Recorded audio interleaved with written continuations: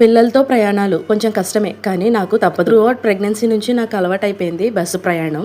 ఈ బస్సు ప్రయాణమే నాకు సుఖం అనిపిస్తుంది అబ్బా! ఈ సమ్మర్‌లో ఇంకా దానికన్నా బెస్టే లేదు. కార్ అంటే మాకు అవైలబుల్‌గా ఉండదు డ్రైవింగ్ అది కూడాను.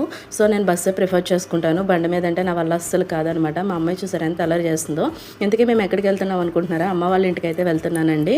చూసారా అక్కడ బస్ స్టాండ్‌లో కన్నంలో ఎలక కనిపిస్తుంది. దాంతో అస్సలు భయపడకుండా ఎలాంటి ఆటలు ఆడుతుందంటే మా కన్నమ్మ నాకు చుక్కలు చూపించిందనే చెప్పాలి జర్నీ.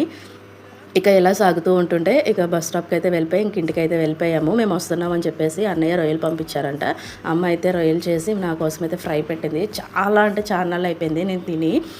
చాలా బాగుంది. అబ్బా! ఎన్నాళ్ళయింది అనిపించింది. మా కన్నమ్మ అయితే సరదాగా ఐస్ క్రీమ్ వాళ్ళ అమ్మమ్మ కొనిచ్చిందంట. తింటూ మా అమ్మ ఒళ్ళో కూర్చొని ఎంజాయ్ చేస్తుంది. అమ్మ వాళ్ళ ఇంటికి నేను ఇప్పుడు ఎందుకు వెళ్ళాను అనేది నెక్స్ట్ వీడియోలో వస్తుంది. తప్పకుండా చూడండి. వీడియోని లైక్ చేసి ఛానల్‌ని సబ్స్క్రైబ్ చేసుకోండి. ఉంటాను. Bye bye.